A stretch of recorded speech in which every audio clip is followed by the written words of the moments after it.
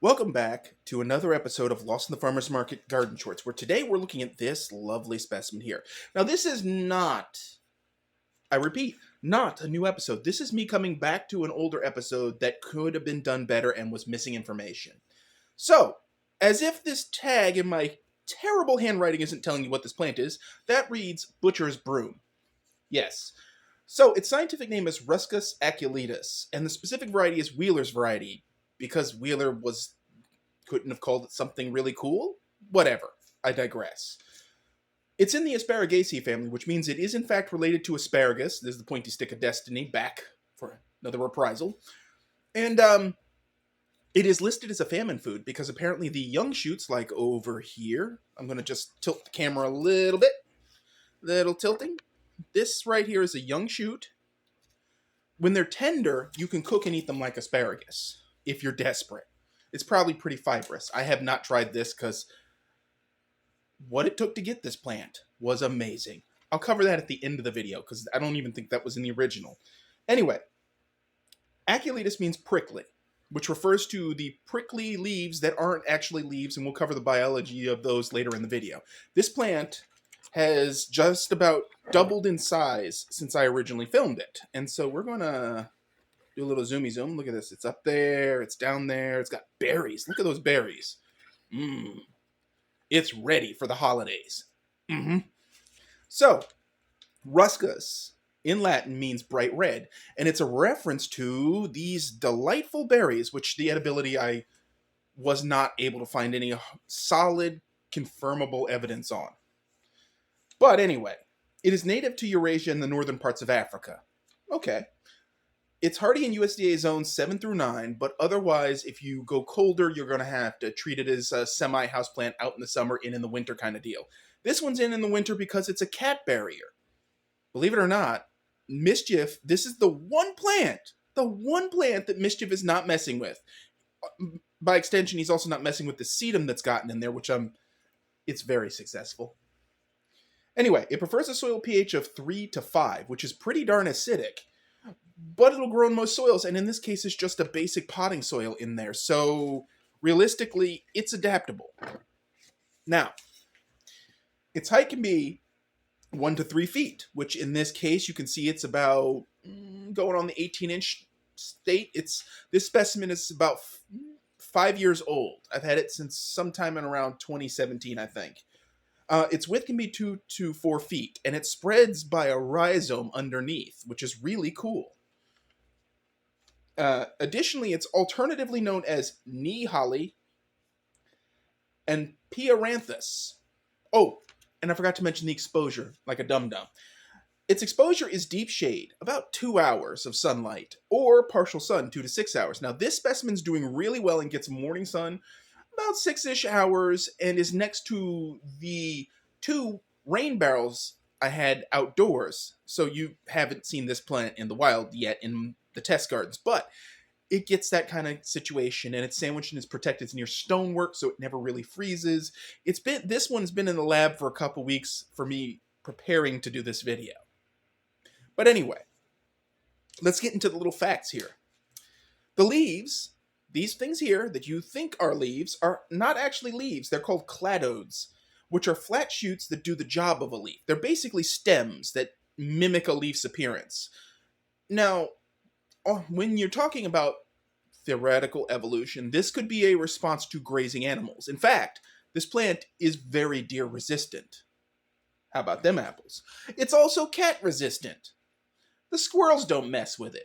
People don't want to mess with it. And it's not actually even spiky. It's just one tough mother. Now, cladodes are differentiated by their limited growth from other similar plant structures.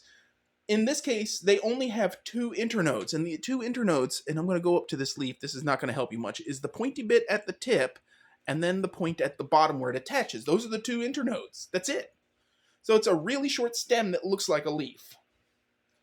Now, this is technically a cladophyll, but cladode is the very specific form in question. This plant is also nicknamed knee holly because it is mature once it is knee high, which maturity is obvious when you start seeing these lovely berries. Oddly enough, the birds are not interested in them. I guess it's too much difficulty to get in there and peck. Anyway, most Ruscus are dioecious. That means they have separate male and female flowers. But Wheeler's variety, this particular type, Ruscus aculetus,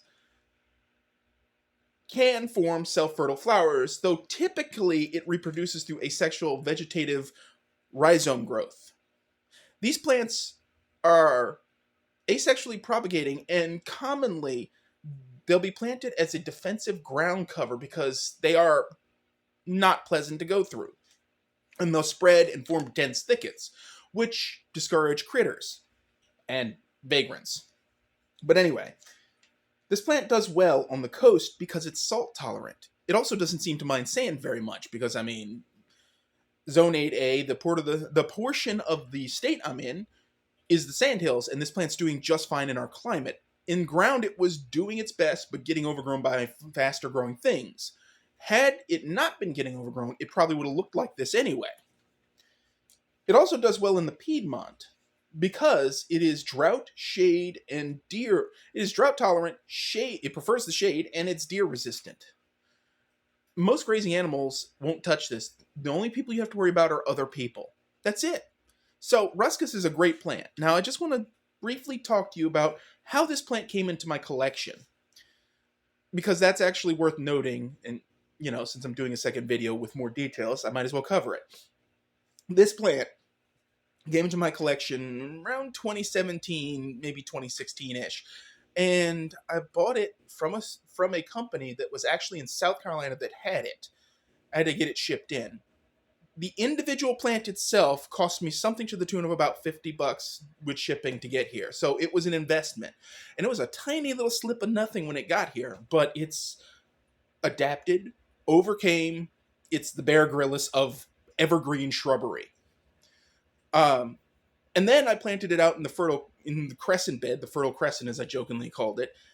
And that is overgrown yet again and needs rehabilitation. But I went on in the last 2-3 years, I went on a specific mission to clear out and rescue plants from that so that I could rehabilitate them and move them into better locations.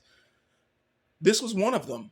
And I'm going to put the tripod on a swivel for a moment so you can see exactly. I mean, look at all of that.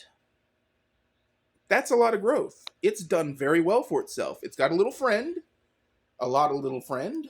A lot of little friend. It's grown over there. I mean, this is a fabulous specimen. Now, obviously, it will get bigger, and that's okay. As long as I take care of it, it should be fine. Now, its care requirements are very simple. That's basic potting soil in there with nothing fancy added. I think I may have added a little black cow. Maybe. But it gets, whenever I fertilize any of the large potted perennials, it gets fertilized also. And so it is, this, let's see this back here. That's all new growth. This whole thing back here. This is actually the old mature growth.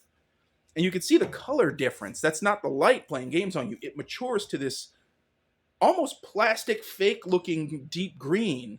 And it's waxy and light, medium green in the back, So this is a plant that you definitely want for your garden because people are going to go, what the hell is that?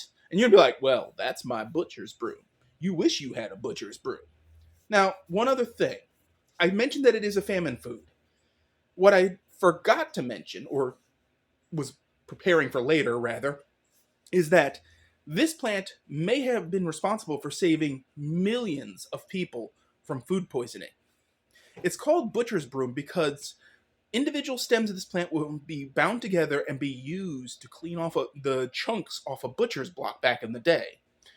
Well, what nobody knew then was that there are glands all over these not leaves, these cladodes, that release anti-microbial compounds when crushed, agitated, so forth, so on.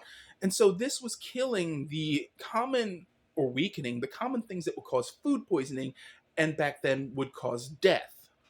Because they're, before the invention of penicillin and other medications that actually stop stuff like that in its tracks, you just had to tough it out.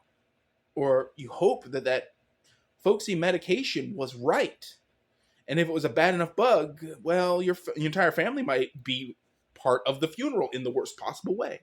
So this plant may have saved humanity a lot of misery.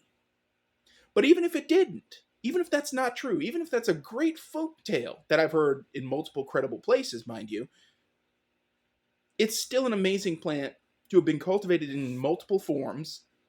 Wheeler's variety is just one of about 5, I think. And that it's still perpetuating and doing well, and that it can escape containment and take care of itself in the wilderness. It's a plant you want because it doesn't ask for much. It's real easy, it's evergreen, it's an alternative to actual hollies, which don't always work in the sandhills because of nematodes. It's something you want for your garden, and I want you to consider that. So, with that said, thank you for watching. If you haven't already, please hit that subscribe button. If you have a question, comment, leave it in the comments section. We'd love to hear from you. In the description for this video, there will be a link to the forage blog, which is still chugging along with edible things in the wilderness that you may or may not be able to eat. Because in the last batch, there was one that was just like, no, don't eat it. It'll kill you dead. Gotta have the good with the bad, am I right? Anyway, again, thank you for watching. And as always, folks, keep them growing.